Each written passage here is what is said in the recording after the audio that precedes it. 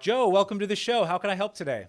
Thank you. Well, I had a little problem with these guys I used to work for. So you have you not a current workplace problem, but a past workplace conflict, and you're just kind of curious what you could have done. That's right. Okay, sounds good. Let's hear about it. Well, this was during the COVID epidemic, and while I was just working my normal shift, minding my own business, we heard about a guy who'd been on vacation. We were told it was in New York City. So that was right when New York City was supposed at one of the hot spots. So we got together, and I decided, nobody else did, just me, that I was going to ask the company if this guy comes back to work, if I could go home for 2 weeks and get paid. Well, they didn't care to hear that too much. The guy did come back to work, and I told him if he comes back to work, I can't be here. I've got a young family. I don't want to infect my family. I'm going to go out of here, but I think you ought to pay me, because if you send somebody home, you normally have to pay them. And I think this is being sent because you're allowing the guy to come back to work. So anyway, the guy comes back to work, and I leave. Now, it turns out the guy didn't go to New York City at all. He went to some place in Pennsylvania, and it wasn't anywhere near any COVID hotspot. So this guy wasn't infected. But the company, in what they say was literally just covering their own butts, they did send him home for 14 days, but they paid him. So I come back to work the next couple of days after the week. It happened on a weekend, after the weekend. And I find out what had happened, and I said, well, am I going to get paid too? And they said, well, no. I said, well, why not? They said, well, you just left on your own. We're lucky we don't discipline you. So I filed a grievance with my union up there at the time, and I guess we're still waiting just to get an arbitration date. So that's where it's at, Okay, guys. so you I felt I had no. I should have waited for more information, but in the middle of that, with all the going on, I figured I'd rather be safe than sorry. Yeah, understood. So you're currently dealing with this from a sort of legal perspective. Are you wondering, so I'm not a lawyer, so I can't give you advice from a legal perspective, but I deal with conflicts between people, personality-wise, communication-wise. Are you wondering if there was a different way of handling this or a different way of communicating about it? Well, I thought there again, it's always, you're always pointing at somebody else. In this case, I'm pointing at the company, and I thought they should have communicated with everybody, right? Especially with everybody very, very concerned about getting sick of a guy who went to a supposed hotspot. They should have come up with some kind of communication. The foreman that don't worry about it. He didn't go to New York City. He only went to Pennsylvania. We didn't hear any of that. All we heard was sort of veiled threats. And I felt the company could have handled it a whole lot better. Yeah, well, this is Then again, I could have stuck around. This is a problem with a lot of workplaces. Poor communication, poor messaging, not being very clear or transparent about what's going on behind the scenes.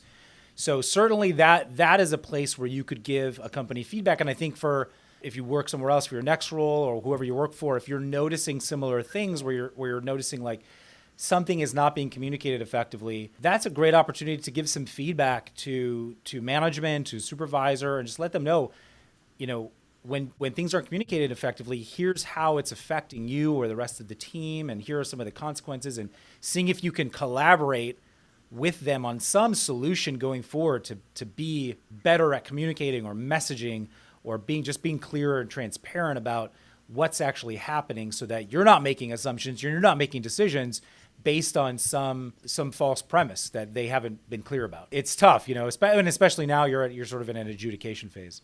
Yeah, and you would think that the geniuses that run these companies ought to know this.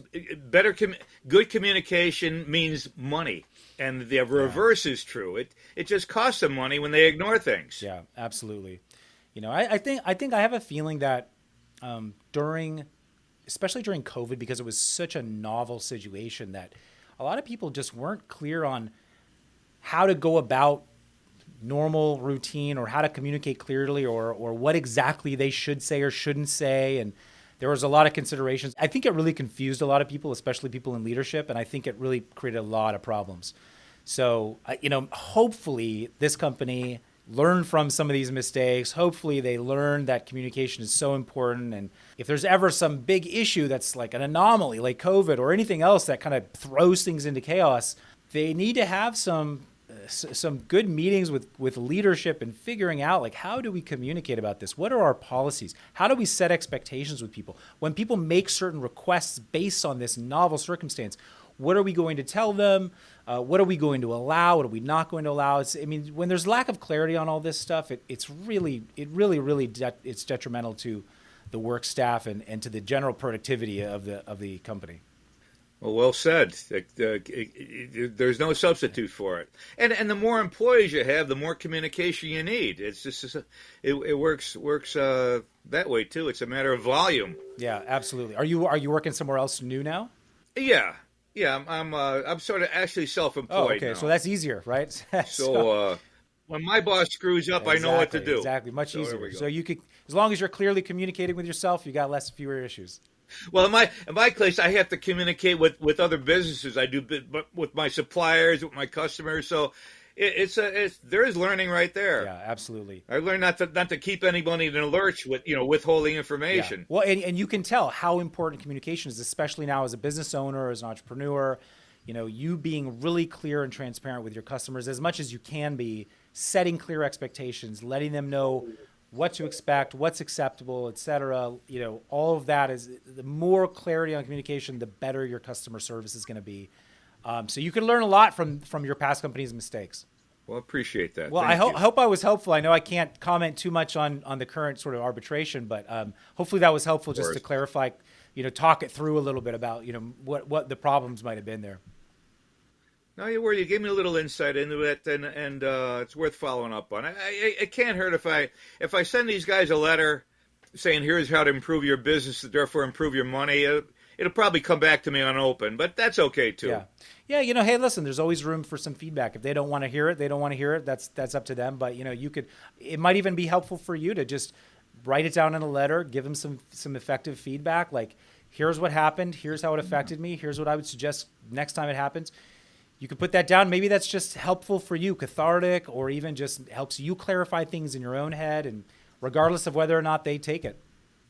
And you had a good point too. This was such a novel situation, the epidemic and everything. We never faced it before, and hopefully never again will. Yeah. But it did force companies to really crack down on their communication. They had to be very, very skilled, very competent, and if they weren't, then it led to a lot of negative consequences, unfortunately. So hopefully a lot of companies learn from it. Hopefully they learned how to pivot. They learned how to communicate better, learn how to set expectations. And hopefully we don't have another novel, sort of crazy situation like COVID was that sparks up again. So, but if we do, we'll be ready. Yes, hopefully, knock on wood. We'll be better prepared than before. Yeah, exactly. Well, thanks for coming on, Joe. I appreciate it. Okay, you're very welcome, guys. Take care. Good luck. Hey, thanks for tuning into the Peacebuilding with Dr. Pollack show.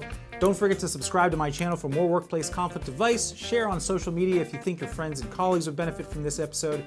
And if you have a workplace conflict and want to be a caller on our show for free coaching and advice, please email podcast@pollackpeacebuilding.com. Thanks.